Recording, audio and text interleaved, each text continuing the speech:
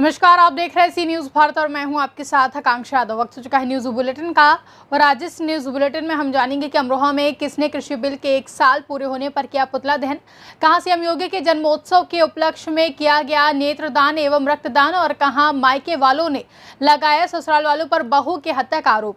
ये सब जानेंगे विस्तार से, तो चलिए निगाह डालते इस वक्त की खास खबरों पर। उत्तर प्रदेश के अमरोहा जनपद के रजबपुर में पूर्व सांसद चौधरी कंवर सिंह तंवर के फार्म हाउस के बाहर तीनों कृषि कानूनों के 1 साल पूरे होने पर उनकी वर्सी मनाई गई, जहां कृषि कानूनों की प्रांतियां फूंककर किसानों ने अपना विरोध दर्शाया। तीनों कृषि कानून को काले कानून बताया और कहा कि हम इन कानूनों को नहीं मानते हैं। जब तक यह कानून वापस नहीं होंगे तब तक आंदोलन चलता रहेगा। आज जो आपने ज्ञापन सौंपा है, क्या मामला है? मसला ये है, आज पूरा 1 साल हो गया। पिछले लॉकडाउन में सरकार ने जो 3 कृषि कानून, हम तो कह रहे हैं काले कानून, जिन्होंने जो पास करे थे, उन्हें पूरा 1 साल हो गया और उनकी आज हम बरसी मना रहे हैं। जैसे आदमी मर जावे है ना, हमने मरे मान लिए, वो कानून हम लागू होने नहीं देंगे उन्हें, तो उसकी बरसी है। आज हमारे लिए काला दिवस, जिसमें हमने 6 महीने हुए थे उस दिन मनाया था, आज उस काले कानूनों की बरसी मना रहे हैं हम। और जब तक ये कानून वापस नहीं होंगे, किसान अपने घर नहीं बैठेगा। और सरकार जो कृषि का जिनसों का मूल्य घोषित कर रही है, उस पर उससे कम खरीदी पर दंड का प्रावधान हो। यानी जो भाव सरकार कह रही है कि सरकार न्यूनतम समर्थन मूल्य तय कर रही है, उससे कम अगर हम बेच रहे हैं तो घाटे में जा रहा है किसान। सबसे कम बिना लागत के तो वो तय कर रही है और लागत उसमें भी ना मिले। इसी का कारण है कि भाई आत्महत्या करने को किसान मजबूर है। जितने लोग कोरोना मरे हैं ना, इससे ज़्यादा आत्महत्या करके कर्ज से सब कम गए। तो ये कानून हमारे विरोध में है, इनकी वापसी तक हम लड़ाई लड़ते रहेंगे। और आज हम 1 साल होने पर इन कानूनों की जैसे 13वीं करें बरसी मना रहे हैं और ये कानून हम लागू नहीं होने देंगे। ये हमारा। अमरोहा से सी न्यूज़ संवाददाता गौरव श्रीमाली की रिपोर्ट। बरेली श्रमिक कल्याण समिति जनपद के जिला अस्पताल में ब्लड बैंक प्रांगण में श्रमिक कल्याण समिति के प्रदेश अध्यक्ष जितेंद्र शर्मा के नेतृत्व में उत्तर प्रदेश के मुख्यमंत्री योगी आदित्यनाथ के 49वें जन्मदिन के शुभ अवसर पर समिति के पदाधिकारी व कार्यकर्ताओं ने भारी संख्या में नेत्रदान एवं रक्तदान किया। वहीं कार्यक्रम का शुभारंभ एसपी सिटी रविंद्र कुमार एवं मुख्य चिकित्सा अधिकारी डॉक्टर सुधीर गर्ग, अपर निदेशक एवं प्रमुख अधीक्षक doctor Sudhir Garg, doctor Sudhir Sharma, ACMO doctor RN गिरी, डॉक्टर UV सिंह, प्रभारी ब्लड बैंक व समस्त जिला अस्पताल टीम व नेत्रदान की राम मूर्ति मेडिकल इंस्टीट्यूट की ओर नेत्रदान टीम में अमित सक्सेना, हरवंश गंगवार का सहयोग रहा। मैं डॉक्टर UV सिंह, प्रभारी ब्लड बैंक जिला अस्पताल। मैं आज है एक माननीय मुख्यमंत्री जी योगीनाथ जी के 49वें जन्मदिन पर श्रमिक कल्याण समिति द्वारा एक बड़ा सहयोग दिया है। उन्होंने ब्लड रक्तदान के लिए और नेत्रदान के लिए मैं उनका बहुत आभारी हूँ, क्योंकि ऐसे कोरोना समय में उन्होंने हमारे बीच आके रक्तदान करा रहे हैं और नेत्रदान के लिए भी ये उन्होंने व्यवस्था करी है और मैं उनका आभारी हूँ। और ये जो रक्त जो है, ये नारी निकेतन वगैरह, लावारिस वगैरह और कैदी वगैरह और ये जो भी होते हैं उनके लिए बड़ा जीवन के लिए बड़ा योग है। और ऐसे समय में चूँकि ऐसी कोरोना महामारी में आज पूरा विश्व एक संकट से कहाँ जूझा है, और ऐसे में मैं समझता हूँ रक्तदान का बहुत ज़्यादा महत्व है। और किसी की भी एक गरीब से गरीब व्यक्ति की जान बचाने के लिए श्रमिक कल्याण समिति प्रतिबद्ध है। और इसी क्रम को आगे बढ़ाते हुए पूज्य महाराज जी के 49वें जन्मदिन पे आज हम लोग रक्तदान नेत्रदान शिविर का आयोजन कर रहे हैं। और मैं सभी से अपील भी करूंगा कि ज़्यादा से ज़्यादा ऐसे पुण्य के कार्य में सम्मिलित होकर के लोगों के लिए बचाने के लिए, उनकी जान के लिए बचाने के लिए और एक समाज में सामाजिक संदेश देने के लिए बढ़ चढ़ के भाग लें। और आप सभी के माध्यम से मैं इस नेत्रदान और ब्लड डोनेशन कैंप को सफल बनाने में हमारे यहाँ के ब्लड बैंक के in charge doctor UV Singh ji, CMS Sudhir Garg ji और CMO साहब को और डॉक्टर सुबोध शर्मा जी को और हमारे SRMS से राम मूर्ति से आई मेडिकल नेत्रदान की जो टीम है उनको मैं सभी को बहुत बहुत बधाई देता हूं और पूज्य महाराज जी को मैं शुभकामनाएं अर्पित करता हूं। योगी जी को, मैं योगी सेवक जितेंद्र शर्मा कि महाराज जी आज प्रदेश का नेतृत्व कर रहे हैं। जिस प्रकार से कोरोना महामारी में जहां एक तरफ विधायक सांसद। बरेली से सी न्यूज संवाददाता विनय चौहान की रिपोर्ट। खबर बहराइच के पयागपुर तहसील के पिपरा पदारथ ग्राम सभा से है, जहां पर ससुराल वालों ने मिलकर बहू का गला दबाकर मौत के घाट उतार दिया। वहीं मृतक का नाम रीता देवी पत्नी तुलसीराम है। जानकारी मिलने पर मायके वाले पहुंच गए, जहां मृतक रीता देवी को देखकर रोने लगे। मृतक के भाई का आरोप है कि इससे पहले भी कई बार प्रताड़ित किया जाता था, लेकिन आपसी मामलों को समझकर मायके वाले कुछ नहीं बोलते थे। मृतक के ससुर व जेठानी व अन्य परिवारजन मिलकर उसे मौत के घाट उतार दिए हैं। जहां सूत्रों के अनुसार मिली जानकारी से मृतक के ससुर राम भवन उसके साथ शारीरिक संबंध बनाना चाहते थे। जहां मृतक का पति बाहर कमाने के लिए चला जाता था और ससुर व अन्य मृतक को प्रताड़ित करते रहते थे। बहराइच से सी न्यूज संवाददाता मोहित कुमार मौर्य की रिपोर्ट। विश्व पर्यावरण दिवस के अवसर पर चतरा नगर परिषद द्वारा वृक्षारोपण हेरू डैम के तट पर किया गया, जहां नगर परिषद अध्यक्ष गुंजा देवी ने बताया कि आज पर्यावरण दिवस है और हम लोग नगर परिषद द्वारा नगर परिषद के सभी वार्ड पार्षद और नगर परिषद के कर्मचारी चतरा हेरू डैम के समय वृक्षारोपण कर रहे हैं। वृक्ष लगाने का उद्देश्य पेड़ लगाने से शुद्ध हवा और पेड़ लगाने से बारिश भी होती है और हर इंसान को पेड़ लगाना चाहिए। मैं वार्ड पार्षद मीरा देवी वार्ड नंबर 10 का हूँ और आज नगर पालिका से पर्यावरण दिवस मनाया जा रहा है। इसमें हमें हेरू नदी के समीप तट पर हम लोग सब वार्ड पार्षदगण मिलकर और सब स्टाफ मिलकर हम लोग वृक्ष लगा रहे हैं और हमें वृक्ष लगाने के उद्देश्य ये है कि हमें फल मिलती है, छांव मिलती है, शुद्ध हवा मिलती है और बारिश होती है, इसलिए हमें फल और पेड़ लगाना जरूरी। चतरा से सी न्यूज संवाददाता शाफाद अली की रिपोर्ट। गोंडा जनपद के थाना क्षेत्र तरफगंज अंतर्गत एक अधेड़ व्यक्ति का शव आम के पेड़ से लटकता हुआ पाया गया, जहां घटना से क्षेत्र में हड़कंप मच गया है। मृतक के परिजनों ने हत्या कर शव को पेड़ से लटकाने का आरोप लगाया है। वहीं परिजनों का आरोप है कि 6 वर्ष पूर्व लिए गए कर्ज को ना चुका पाने के कारण दबंगों ने खेत का बैनामा करवा लिया और हत्या कर शव को आम के पेड़ से लटका दिया है। खेत वगैरह कुछ काल में कितना था? खेत वत क्यों लिखिन ना? हाँ लेकिन वही से नहीं अब वही फांसी लगाई है। काहे खेत लिखिन ना? फिर रुपया लेके आया था, वही से खेत कस रुपया लेके आया रहा? कस रुपया लेके आया रहा? कहीं के ब्याह में हम रुपया लेके आना है। अब खेत हम लिखे थे, खेत दिया, खेत हम खेत में लिखा वो ये लिखावे धमकी उमकी कुछ दिन ना? हाँ ना हमारा धमकी दी ना बड़ा लेके रखा थे। तो जबरदस्ती बना लेकर खेत लिख सकते हैं? हाँ जबरदस्ती लेके दे रहा। तो साथे तुम गए खेत लिखा तब वहाँ खेत लिखे गए तो क्या साथे दोनों प्राणी के लिखा खेत हुआ? तो वहाँ जब गए तो खेत लिखे क्या लिखा? तू लिखे कि वही लिखी? हमें नाम है रहा। तो तू लिखी खेत हुआ? हाँ। पैसा वैसा पाई रहा लिखी रहा?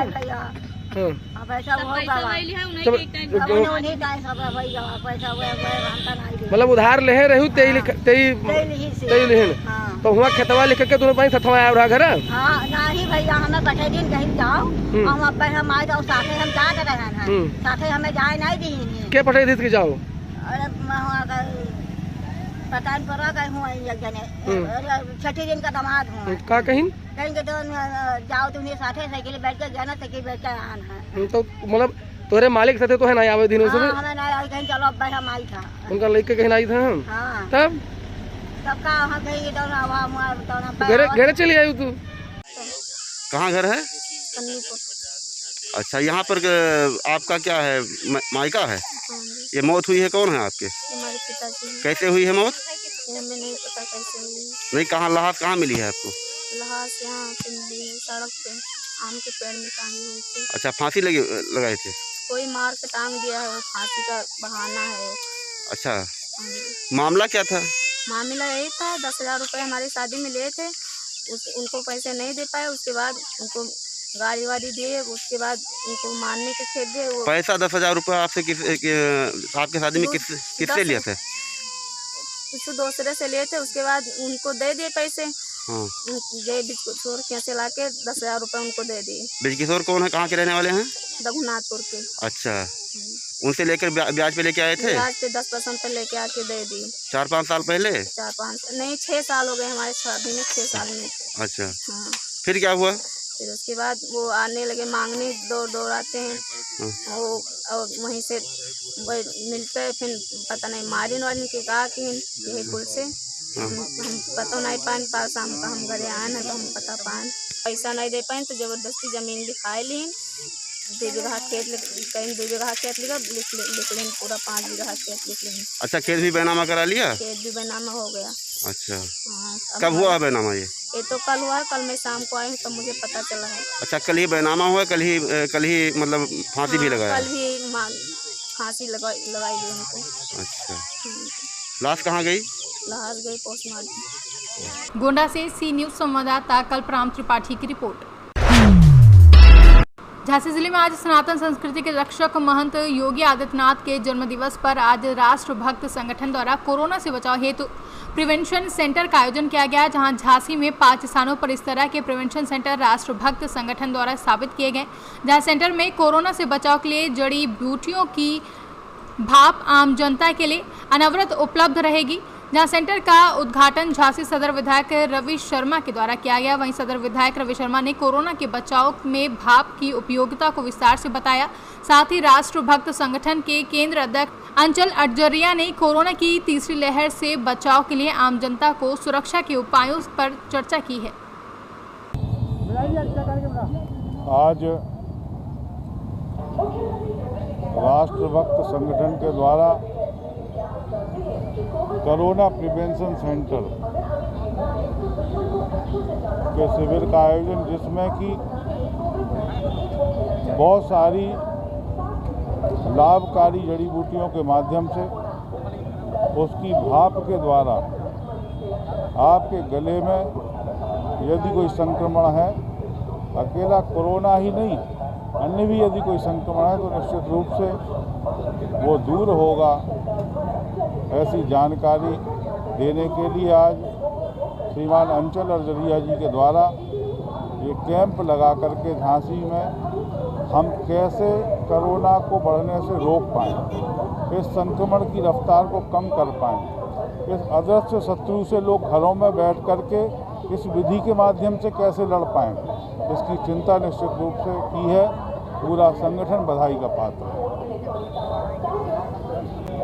क्या कार्यक्रम आज कोरोना से बचाव हेतु कोरोना प्रिवेंशन सेंटर का उद्घाटन हमारे सदर विधायक आदरणीय रवि शर्मा जी के द्वारा किया गया है। इसके माध्यम से हम लोग, जैसा कि आपने देखा होगा, कोरोना की 2 लहरें आईं और दोनों में जिनके द्वारा भाप ली गई, निश्चित रूप से जो आंकड़े कह रहे हैं कि उन परिवारों में कोरोना नहीं फैला है, और अगर कोरोना हुआ भी है तो सारे डॉक्टर्स ने भी इस बात को प्रिस्क्राइब किया, सलाह दी कि आपको भाप लेना आवश्यक है। इसी के तहत पहली लहर, दूसरी लहर, 2 लहरें निकली हैं, आपने देखा होगा, और तीसरी लहर जो आने वाली है उसमें लोग संक्रमित अधिक ना हों, इस बात का ख्याल रखते हुए हम लोग झांसी के अंदर 5 कोरोना प्रिवेंशन सेंटर शुरू कर रहे हैं, जिसमें से 2 आज शुरू हो रहे हैं। एक का उद्घाटन माननीय विधायक जी के द्वारा किया गया है एलाइट चौराहे पर, दूसरा सीपरी में शुरू कर रहे हैं, और इसके बाद में मेडिकल कॉलेज, बीकेडी चौराहा और शिवाजी नगर, ये 3 सेंटर हम लोग और शुरू करने जा रहे हैं। झांसी के अंदर ये सेंटर अनवरत रूप से चलेंगे जब तक कि कोरोना का ग्राफ 0 नहीं आ जाएगा, और अगर किसी कारण से तीसरी लहर आती भी है तो उस समय भी हम लोग इन सेंटर्स को विधिवत रूप से संचालित करेंगे। इसके अतिरिक्त इसका जो समय रखा गया है वो सुबह 7 बजे से लेकर 10 बजे तक, और शाम को 5 से 7, जिस समय पर लोग मॉर्निंग वॉक के लिए निकलते हैं, जिस समय पर लोग ऑफिसेस के लिए निकलते हैं या अपने घर जाते हैं, तो अगर घर के बाहर वो थोड़ा बहुत संक्रमण उनमें आ गया हो तो नाक के अंदर और मुंह के अंदर अगर चला गया हो, गले के अंदर, तो इस भाप को लेने से वो कोरोना वायरस वहीं पर समाप्त हो जाए। इस हेतु हम लोगों ने ये किया है और हमें आशा है कि इसका लाभ निश्चित रूप से झांसी से कैमरा पर्सन प्रभात सानी के साथ अतुल वर्मा की रिपोर्ट। देश में लगातार बढ़ रही कमर तोड़ महंगाई के मद्देनजर आज छग प्रदेश कांग्रेस कमेटी के निर्देशानुसार जशपुर जिले में भी कांग्रेसियों ने कोविड नियमों का पालन करते हुए महंगाई के खिलाफ धरना प्रदर्शन किया, जहां इस सिलसिले में जिले भर के सभी जगहों पर कांग्रेसियों ने इस विरोध प्रदर्शन को अपने घर से किया, जहां कांग्रेसियों ने अपने हाथ में तख्ती पकड़कर केंद्र में बैठी मोदी सरकार के विरुद्ध प्रदर्शन करते हुए देश में बढ़ रही असीमित महंगाई को रोकने की मांग की है।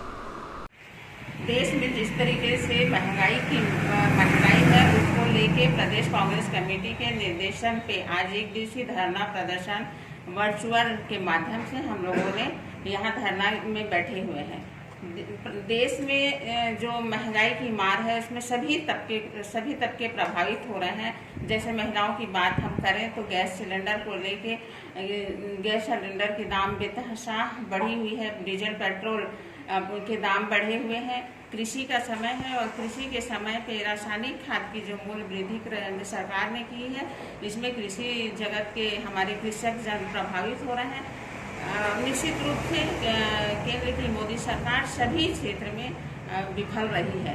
आज हम इस धरना के माध्यम से हम केंद्र सरकार से मांग कर रहे हैं कि महंगाई को। यशपुर से सी न्यूज संवाददाता श्याम नारायण की रिपोर्ट। गढ़वा जिले के बरडीहा थाना परिसर में कोविड-19 महामारी के बढ़ते प्रकोप को देखते हुए उसके रोकथाम को लेकर बरडीहा प्रखंड विकास पदाधिकारी अंचल अधिकारी नंदराम, बरडीहा थाना प्रभारी सुमंत राय के द्वारा बैठक की गई, जहां बैठक 1 घंटे तक चली। वहीं प्रखंड से आए हुए सभी डॉक्टरों से प्रखंड विकास पदाधिकारी नंदराम ने सभी डॉक्टरों से परिचय लेते हुए कार्यक्रम को आगे बढ़ाया, जहां प्रखंड के सभी डॉक्टरों और आए हुए लोगों से उन्होंने कहा कि पूरा भारत वैश्विक महामारी से जूझ रहा है और इसी को देखते हुए लॉकडाउन किया गया है। उन्होंने कहा कि इसे रोकथाम करना है और अभी भी सावधानी बरतनी है। झारखंड से सी न्यूज संवाददाता रवि चौबे की रिपोर्ट। खरगोन पुलिस ने निजी यात्री बस में डीजल चोरी करने वाले गिरोह का पर्दाफाश करके 3 आरोपियों को हिरासत में ले लिया है, जिसमें 400 लीटर डीजल भी जब्त किया गया है। पकड़े गए आरोपियों ने खड़ी निजी यात्री बस से 700 लीटर डीजल चोरी किया था, जहां कोतवाली पुलिस थाने में शिकायत के बाद विवेचना करके खरगोन शहर के 3 युवकों को पकड़ा गया है। ये 26-27 की दरमियानी रात ज्योति नगर पेट्रोल पंप के पीछे बसों से डीजल चोरी की शिकायत हुई थी, जिस पर से हमारे यहाँ अपराध पंजीबद्ध हुआ था और आरोपियों की तभी से लगातार पता रसी की जा रही थी। और चूँकि लॉकडाउन खुलने के बाद में ये चोरी की बड़ी घटना थी, हम लोगों ने लगातार टीम बना के शहर में जो सीसीटीवी कैमरे लगे हैं उनके माध्यम से आरोपियों की पता रसी उठाई, जिसमें कुछ हमें सीसीटीवी फुटेज मिले थे। उनके आधार पे आरोपियों को पता करके और उनको हिरासत में लिया। हिरासत में लेने के बाद में हमने पूछताछ किया 2 आरोपियों से। उन्होंने डीजल चोरी करना स्वीकार किया। इनसे हमने करीब 400 लीटर डीजल जब्त किया है। साथ ही एक व्यक्ति जो डीजल खरीदा था उसे भी हमने गिरफ्तार किया है। ऐसे 3 आरोपियों को हमने डीजल चोरी में गिरफ्तार करके आज न्यायालय पेश किया है। सर, ये डीजल चुराकर कहाँ बेचते थे? ये डीजल चुराकर जनरली जो हाईवे पे ट्रक वगैरह चलते हैं तो बाहर से जो गाड़ियाँ आती है उन ट्रक वालों को बेच देते थे। खरगोन से सी न्यूज संवाददाता प्रकाश प्रजापति की रिपोर्ट। मऊ जनपद के मोहम्मदाबाद गोहना थाना क्षेत्र के सुरूरपुर ग्राम सभा में विश्व हिंदू महासंघ के मंडल प्रभारी मनोज श्रीवास्तव ने योगी आदित्यनाथ के 49वें जन्मदिन पर हवन किया और उनकी लंबी आयु के लिए कामना की। जहां विश्व हिंदू महासंघ के मंडल प्रभारी मनोज श्रीवास्तव ने कहा कि हम योगी आदित्यनाथ के शिष्य हैं, उनके लिए अपने प्राण भी निछावर कर सकते हैं। हम उनकी लंबी आयु के लिए आज हवन कर रहे हैं और उनको 49वां जन्मदिन की हार्दिक बधाई देते हैं। उत्तर प्रदेश के यशस्वी मुख्यमंत्री विकास के क्षेत्र में अग्रणी भूमिका निभाने वाले, भारत की गौरव, भारत के आन मान सम्मान की रक्षक, अपराध और भ्रष्टाचार पर पूर्ण रूप से अंकुश लगाने वाले ऐसे योद्धा को का आज अवतरण दिवस है। मैं धन्यवाद देता हूँ उस दिन को, उस क्षण को धन्यवाद देता हूँ, उस पल को धन्यवाद देता हूँ जिस समय भारत माता के आंचल में भारत माता की गोद में एक ऐसे योद्धा ने जन्म लिया जो भारत को की परिकल्पना हम सदियों से करते थे कि भारत एक दिन सोने की चिड़िया बनेगी, और उस सपना को साकार करने के लिए हमारे उत्तर प्रदेश के यशस्वी मुख्यमंत्री गोरक्षपीठाधीश्वर पूज्य योगी आदित्यनाथ जी महाराज का उस क्षण अवतरण हुआ। मऊ से सी न्यूज़ संवाददाता प्रमोद विश्वकर्मा की रिपोर्ट। फिलहाल के लिए न्यूज़ बुलेटिन में बस इतना ही। देश और दुनिया की तमाम बड़ी खबरों के लिए देखते रहें सी न्यूज़ भारत।